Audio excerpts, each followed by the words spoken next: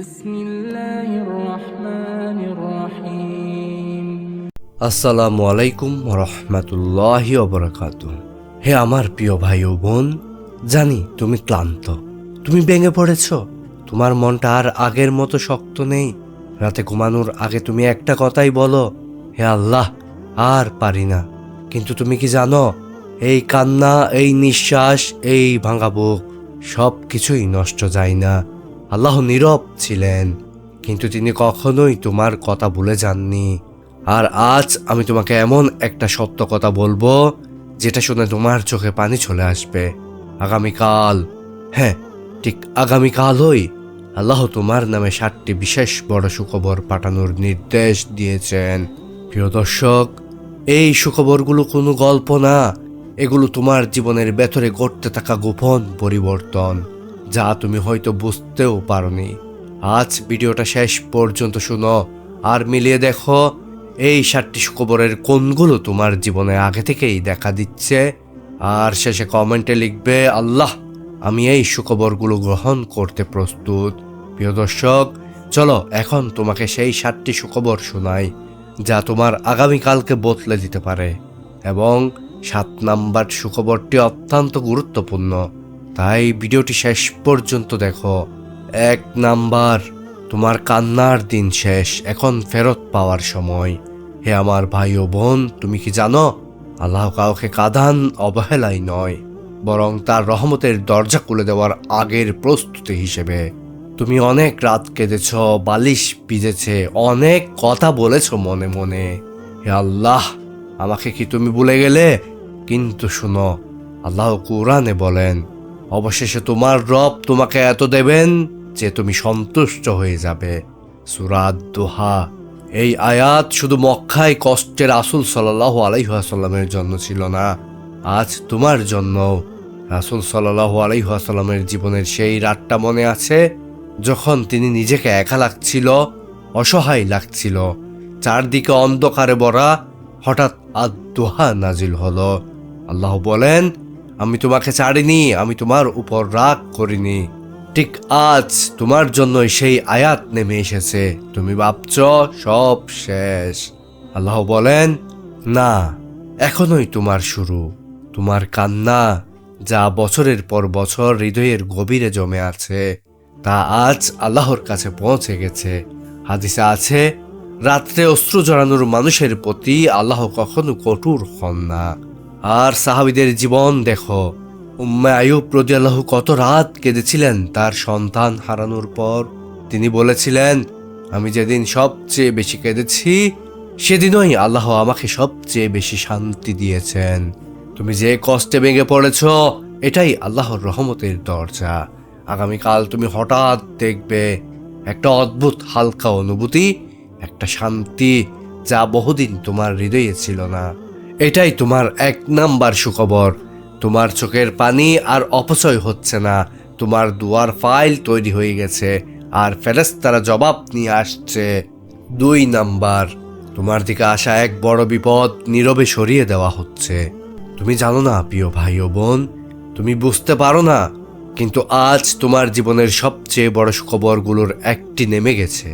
তুমি ভাবছ জীবন কঠিন, সমস্যা বাড়ছে, দুঃখ বাড়ছে, কিন্তু কোরআনে আল্লাহ স্পষ্ট বলেন, আল্লাহ তোমাদের এমনভাবে রক্ষা করেন যা তোমরা বুঝতেও পারো না। তোমার কাছে কিছুই ঘটছে না বলে মনে হলো, আসমানে একটা যুদ্ধ চলছে, ফেরেশতারা তোমার জন্য লড়ছে, তোমার নাম উচ্চারণ হচ্ছে। হাদিসে রাসূল সাল্লাল্লাহু আলাইহি ওয়াসাল্লাম বলেন, আল্লাহ বিপদকে ফেরেশতাদের দ্বারা সরিয়ে দেন বান্দার অজান্তে। প্রিয় দর্শক, এখন ভাবো তুমি যে রাস্তা দিয়ে যেতে চেয়েছিলে কিন্তু যেতে পারোনি, যে সুযোগ হারিয়েছ মনে হয়, যে সম্পর্ক ভেঙে গেছে, হয়তো সেটাই ছিল তোমার জন্য বিপদ। আর আজ আল্লাহ তোমাকে বাঁচিয়েছেন। সাহাবীদের জীবনে একটা ঘটনা, ওমর ইবনুল খাত্তাব রাদিয়াল্লাহু বলতেন, কখনো আমি যা চাই তা পাইনি, পরে বুঝেছি সেই না পাওয়াই ছিল আমার সবচেয়ে বড় নিয়ামত। তুমি যে সুযোগটা হাতছাড়া করলে, যে মানুষটা তোমাকে ছেড়ে গেল, যে দরজাটা বন্ধ হয়ে গেল, সবটা ছিল আল্লাহর আয়োজন তোমাকে বাঁচিয়ে রাখার জন্য। আজ তোমার জীবনে হয়তো কিছু খারাপ ঘটনা ঘটছে, কিন্তু আগামীকাল তুমি হঠাৎ টের পাবে আল্লাহ তুমি আমাকে কত বড় বিপদ থেকে রক্ষা করেছ। প্রিয় দর্শক, তোমার 2 নম্বর সুখবর এটাই, যে বিপদটাকে তুমি আসতেও দেখনি, আল্লাহ আজই সেটাকে ভেঙে দিয়েছেন। এটা অলৌকিক না, এটা আল্লাহর রহমত। 3 নাম্বার, তোমার রিজিকের নতুন দরজা খুলে যাচ্ছে। হে আমার ভাই ও বোন, তুমি কি কখনো ভেবেছ তোমার রিজিকের দরজা কেন বন্ধ হয়ে যায়? কেন চেষ্টা করেও কিছু মিলে না? কেন বারবার একই জায়গায় গিয়ে আটকে যাও? আমি তোমাকে আজ একটা গোপন কথা বলবো, যা হয়তো তোমার জীবনটাই বদলে দিবে। আল্লাহ বলেন, যে তাকে অবলম্বন করে আল্লাহ তার জন্য এমন পথ খুলে দেন যেখানে সে ভাবতেও পারে না। তুমি চেষ্টা করছো কিন্তু পথ কেন খুলছে না? কারণ তোমার পথটা বন্দী ছিল, কিন্তু আজ সেই তালা খুলে গেছে।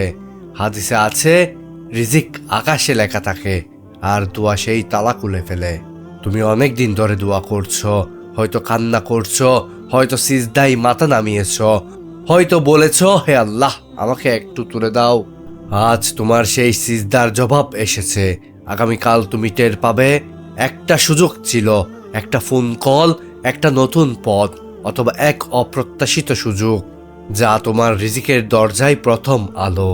প্রিয় দর্শক, সাহাবীদের জীবনে রিজিকের দরজা কিভাবে খুলত? আব্দুর রহমান ইবনে আউফ রাদিয়াল্লাহু মদিনায় এসে কিছুই ছিল না, একটু জামা, একটু হাঁটা, এটাই ছিল সব। কিন্তু তিনি বলেছিলেন, আমাকে শুধু বাজারের পথ দেখিয়ে দাও।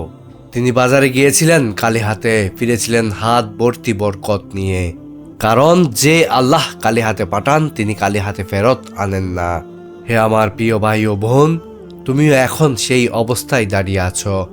আজ আকাশে তোমার রিজিকের দরজায় খুলে দাও, সিল মেরে দেওয়া হয়েছে। আগামীকাল তোমার জীবনে সেই নতুন দরজা দেখা দিবে, এটাই খুঁজে নিও। আর কমেন্টে শুধু বলো, আল্লাহ আমার রিজিকে বরকত দাও। 4 নাম্বার, তুমি যে মানুষটাকে হারিয়েছো সে ফিরে আসছে আরো ভালো হইয়ে। হ্যাঁ, তুমি যার হৃদয়ে আজও একটা নাম জমে আছে, একটা স্মৃতি, একটা অভিমান। তুমি ভাবো হয়তো সে আর কখনো ফিরে আসবে না, হয়তো সম্পর্কটা ভেঙে গেছে, হয়তো আল্লাহ তোমাকে একা করে ফেলে দিয়েছেন। কিন্তু তুমি ভুল ভাবছো। অনেক সময় আল্লাহ কাউকে দূরে দেন তাকে হারানোর জন্য নয়, বরং তাকে গড়ে তুলতে। কুরআনে আল্লাহ বলেন, হয়তো তোমরা কোনো কিছুকে অপছন্দ করো, কিন্তু তাই তোমাদের জন্য উত্তম। তুমি যাকে হারিয়েছ, হয়তো সে কখনো তোমার জন্য উপযুক্ত ছিল না, হয়তো তার ভেতরে ছিল ত্রুটি, অভিমান, অপরিপক্কতা, প্রেমের ভুল রাস্তা। তখন আল্লাহ তাকে দূরে নিয়েছেন তার হৃদয় ঠিক করার জন্য।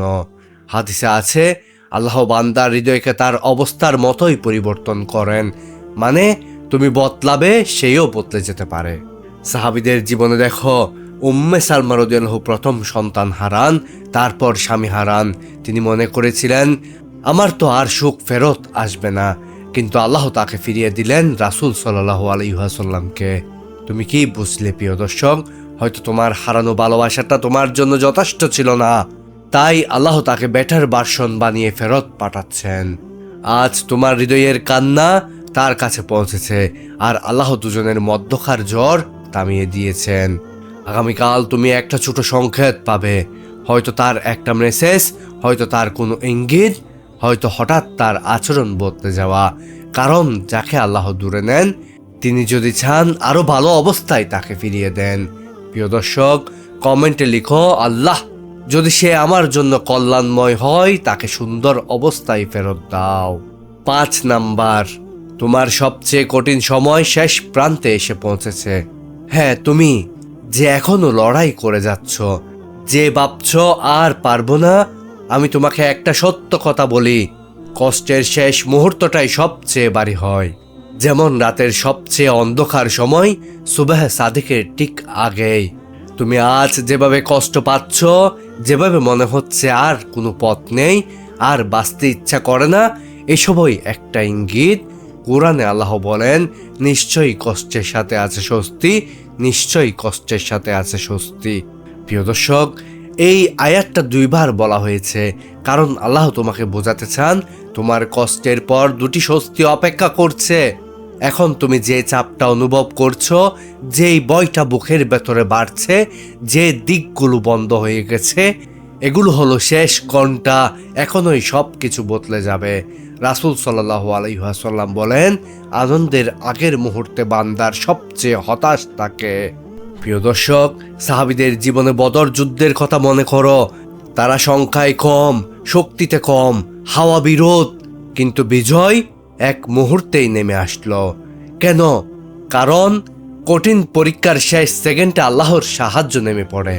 হে আমার প্রিয় ভাই ও বোন, তুমি কি লক্ষ্য করেছ সম্প্রতি তোমার জীবনের কষ্টটা যেন আরো বাড়ছে? এটা শেষ ধাপের সাইন।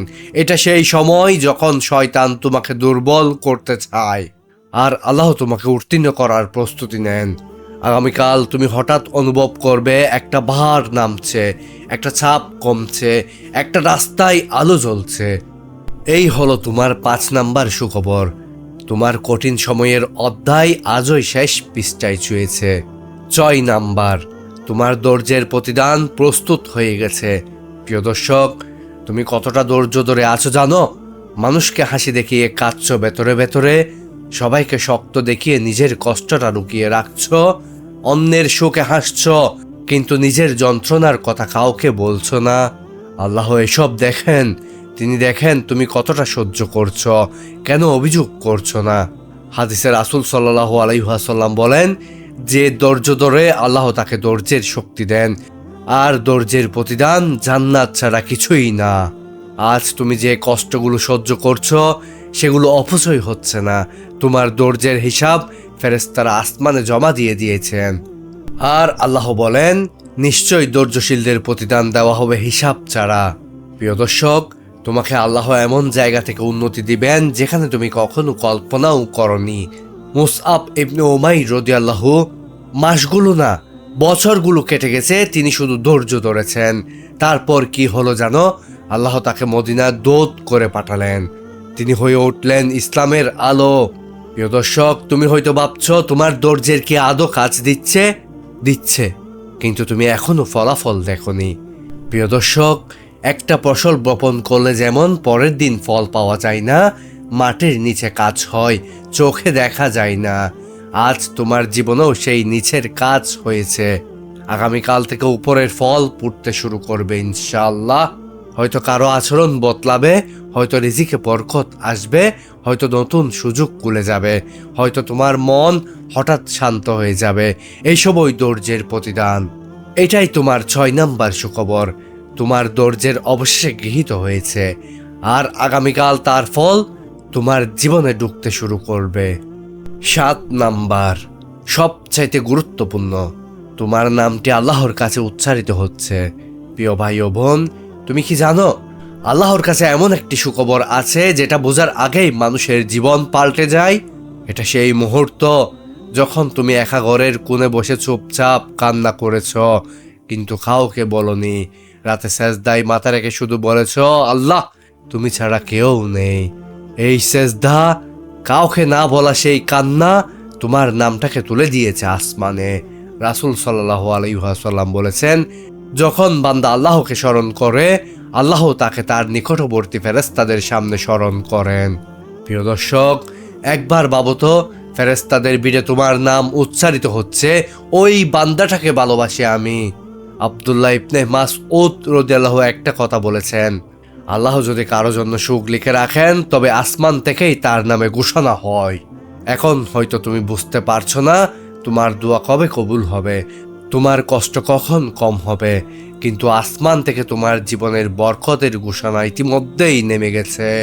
হয়তো তুমি ভাবছো আমার নামটা কেন? কারণ তুমি হতাশার মাঝেও ঈমান ধরে রেখেছ, কারণ তুমি ভেঙে পড়েও নামাজ ছাড়নি, কারণ তুমি মানুষের কাছে না আল্লাহর কাছে কেঁদেছ। এটাই তোমার 7 নাম্বার সুখবর। তোমার নামটা আসমানে উচ্চারণ হচ্ছে, আর আল্লাহ বলছেন, তাকে আমি একা ছাড়বো না। প্রিয় ভাই ও বোন, এখন তুমি 7টি সুখবর শুনলে, কিন্তু আমি তোমাকে একটা গভীর কথা বলবো যেটা শুধু হৃদয়বান মানুষরাই বুঝতে পারবে। কষ্ট কখনো শাস্তি না, বরং আল্লাহর কাছে টেনে নেওয়ার রাস্তা।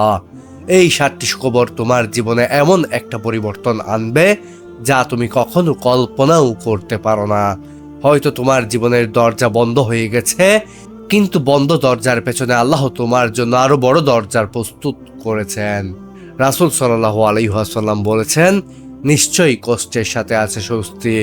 এটা প্রতিশ্রুতি, এটা আশা নয়, এটা বাস্তব।